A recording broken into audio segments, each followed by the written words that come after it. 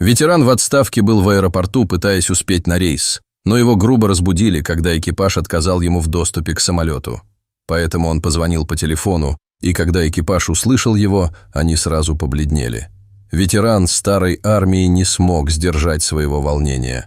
Сегодня был особенный день. Он с нетерпением ждал встречи со старыми друзьями, которых так давно не видел, и теперь их разделял всего 10-часовой перелет. У выхода на посадку в аэропорту его попросили предъявить подтвержденный билет. Джон возился со своим телефоном, листая его, и отчаянно ища электронный билет, который позволил бы ему попасть в самолет. По мере продолжения поиска им овладевало чувство неловкости. Шумный аэропорт, казалось, усиливал его беспокойство по мере того, как проходили минуты. Сотрудники аэропорта знали, что такое часто случается, поэтому они сохраняли спокойствие, пока Джон продолжал осматриваться. В шумном терминале он чувствовал на себе взгляды других пассажиров, что создавало дополнительное напряжение. Перешептывания тоже не помогали, поскольку они продолжали шептаться о том, что он стоял в очереди. Чувствуя давление, Джон был полон решимости найти свой билет. Поскольку он не смог его найти, он забеспокоился еще больше, думая о том, куда он мог спрятать важный электронный билет. Через несколько минут Джон признал свое поражение перед персоналом. Далее он спросил, могут ли они проверить свои записи, чтобы подтвердить, что у него есть место в самолете. Стюардесса объяснила, что ему все равно нужно будет предъявить свой билет, но она все равно проверила. Однако она не смогла найти его имя ни на одном из мест в самолете. Джон упомянул, что это было невозможно, но экипаж объяснил, что они не смогут пустить его в самолет, если его имя не появится на экране, особенно без билета. Затем пожилого человека попросили отойти в сторону, чтобы они могли уделить внимание другим. Пока Джон отчаянно копался в телефоне, добрый сотрудник заметил его затруднительное положение и подошел, чтобы предложить помощь. Вместе они просмотрели все разделы его телефона в поисках пропавшего билета.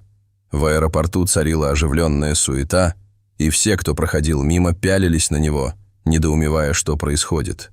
Но Джону было все равно. Все его внимание было сосредоточено на том, чтобы вернуть золотой пропуск на долгожданную встречу с другими ветеранами. Пока они продолжали поиски, Джону внезапно осенило. Откровение поразило его, как удар молнии.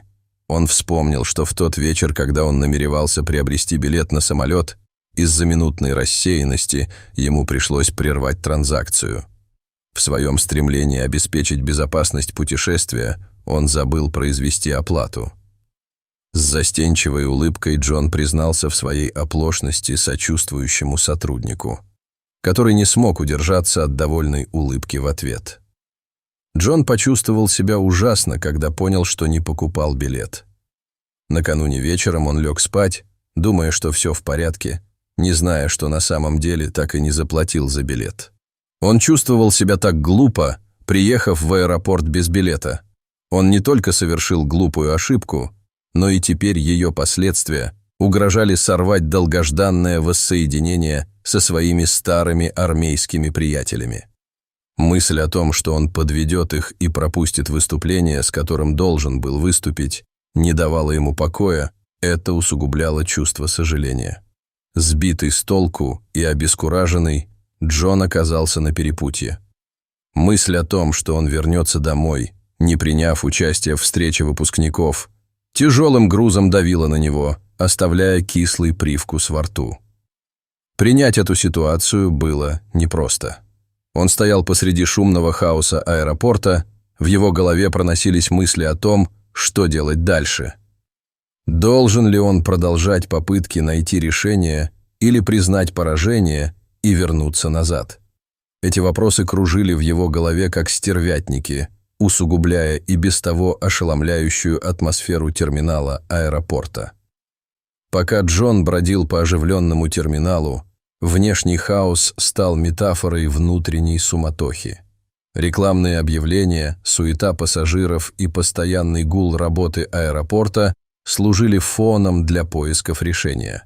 Но вместо того, чтобы расстроить его, они просто укрепили его решимость. В прошлом Он сталкивался со многими другими трудностями, и это его не остановило. Вместо того, чтобы грустить, он решил проблему напрямую и испробовал все, чтобы получить место на рейс. Ему просто нужно было найти способ это сделать. Пока Джон размышлял, что делать, сотрудник предложил поискать другие способы решения проблемы. Они проверили, есть ли резервные билеты или какие-либо возможности в последнюю минуту. Активное участие сотрудницы вселило в Джона немного надежды, когда он был подавлен. Она посочувствовала его тяжелому положению и предложила рассмотреть варианты. Однако, когда она вернулась с новостями, сердце Джона упало. Самолет был переполнен, и для него не нашлось свободного места.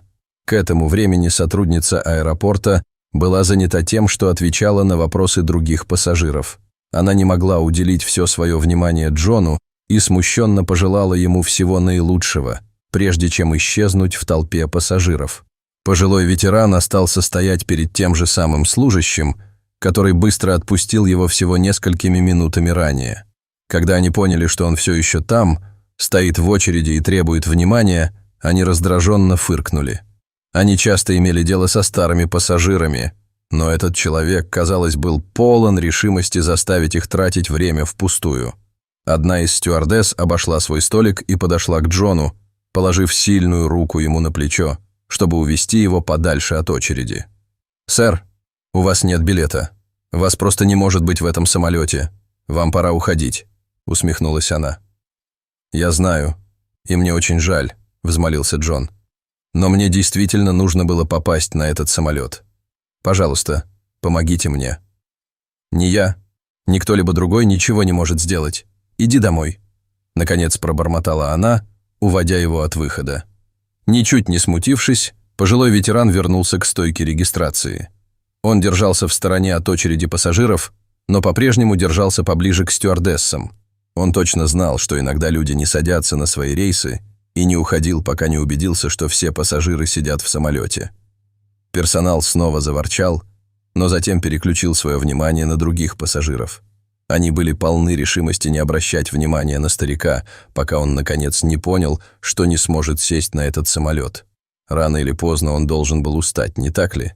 Но Джон был полон решимости и решил рассмотреть последний вариант, который мог бы переломить ситуацию.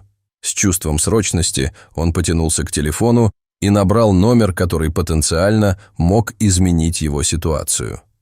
На другом конце провода была его дочь Эмили, которая сама по себе была опытным пилотом. Джон объяснил ей всю ситуацию, рассказав о том, в какой ужасной ситуации он оказался, и попросил ее оказать любую помощь, которую она могла предложить. Стюардессы закатили глаза, слушая разговор. Неужели он действительно думал, что его дочь может иметь какое-то влияние на то, как работает авиакомпания? Но, ко всеобщему удивлению, у Эмили были потрясающие новости.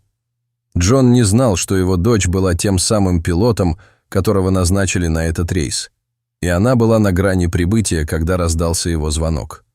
Все испытали шок, когда Эмили подошла к выходу на посадку. Стюардессы, которые были грубы с Джоном, сразу же побледнели, увидев, что она приближается. Старик не знал об этом, но его дочь недавно попросила оценить некоторых сотрудников компании.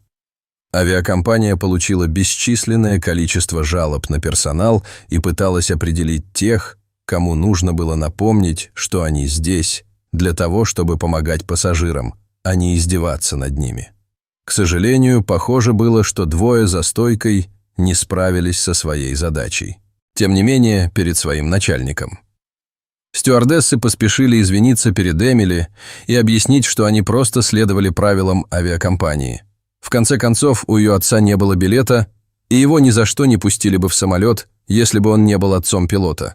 Но хотя Эмили хвалила их за соблюдение правил, она также ругала их за то, что они насмехались над стариком, который только что допустил ошибку, и умолял их найти решение его проблемы.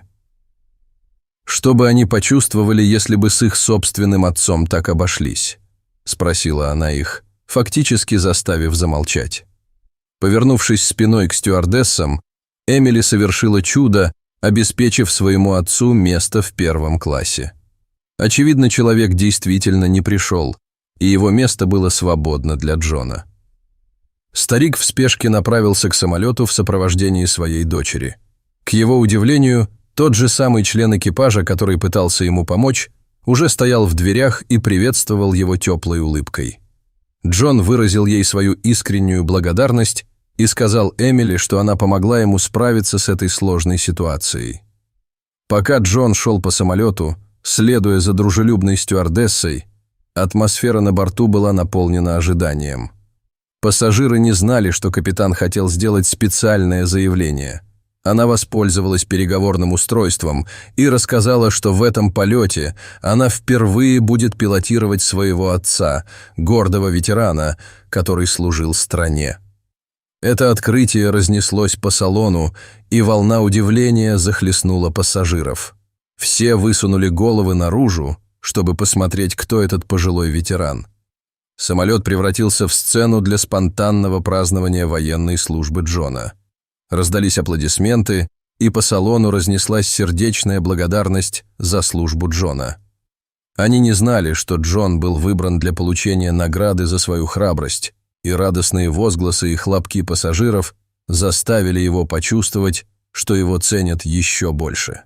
Это был трогательный момент, подчеркнувший благодарность и уважение к его вкладу в развитие страны. Под аплодисменты Джон направился в салон 1 класса, встреченный чувством чести и солидарности. Неожиданное признание на борту добавило еще больше гордости и радости его значимому путешествию. Расслабляясь в номере 1 класса, Джон размышлял о том, как стремительно развивались события, и был рад, что все закончилось. Яркая энергетика самолета наводила на мысль о том, что иногда, даже перед лицом трудностей, жизнь умеет удивлять нас моментами неожиданного счастья. Радость от того, что его дочь летит на самолете, добавила путешествию еще больше азарта. Однако при посадке Джона ожидал еще один неожиданный поворот. Несмотря на 10-часовой перелет, Джон почувствовал облегчение, когда самолет коснулся земли. Учитывая его возраст, длительные перелеты ему не нравились.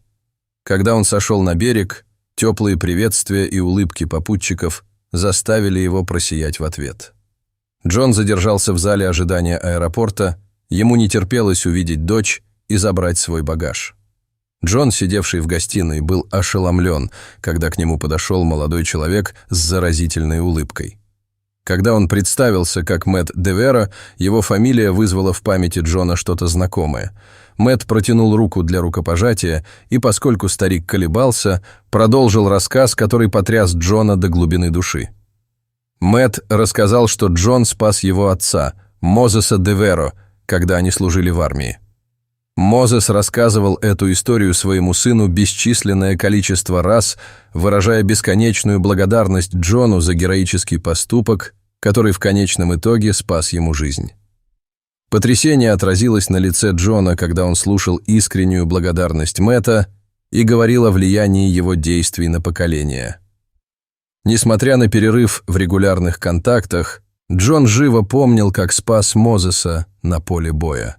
Мэтт, выразив свое давнее желание встретиться и поблагодарить Джона, напомнил старому ветерану, что без его вмешательства его отец умер бы, а он, возможно, никогда бы не родился. Он подчеркнул, что его отец очень дорожил этой историей и выразил Джону свою благодарность. Когда Мэтт рассказал больше о своем отце, Джон приподнялся, желая услышать о другом человеке из прошлого. Однако радостное воссоединение сменилось горьковато-сладким чувством, когда Мэтт рассказал о недавней кончине своего отца. Джон, разрываясь между грустью и благодарностью, оценил возможность встретиться с сыном Мозеса. Мэтт, благодарный Джону за его службу и за то, что она оказала влияние на его семью, рассказал, что он направлялся на встречу ветеранов от имени своего покойного отца. То, что должно было стать совместным путешествием, стало данью уважения Мэтта памяти его отца. Джон, тронутый этим открытием, выразил свои соболезнования и поблагодарил Мэтта за то, что он поделился новостью. Эмили появилась прежде, чем Мэтт успел отвернуться, и бросилась обнимать своего отца. Узнав о намерении Мэтта посетить встречу выпускников в память о его покойном отце, Эмили предложила свою компанию. Поскольку до следующей недели у нее был свободный график, она решила присоединиться к дуэту в их путешествии. На этом мероприятии Джон удивил всех, посвятив награду не себе, а Мозесу, покойному отцу Мэтта, и всем погибшим солдатам, с которыми он служил. Глубоко тронутый этим неожиданным жестом, Мэтт испытал смешанные чувства. Хотя он скучал по отцу, он был благодарен за связь с Джоном и другими ветеранами, которые так сильно напоминали ему отца. Джон, в свою очередь, взял на себя молчаливое обязательство поддерживать связь со своими армейскими приятелями, признавая важность их общей истории. Встреча с Мэттом и известие о его отце стали горько-сладким напоминанием о товарищах, которых больше не было рядом. Джон, Эмили и Мэтт провели драгоценные минуты, сближаясь и делясь историями по мере того, как происходило воссоединение. Этот опыт, смех и общие воспоминания создали прекрасную атмосферу, наполненную особым типом связи.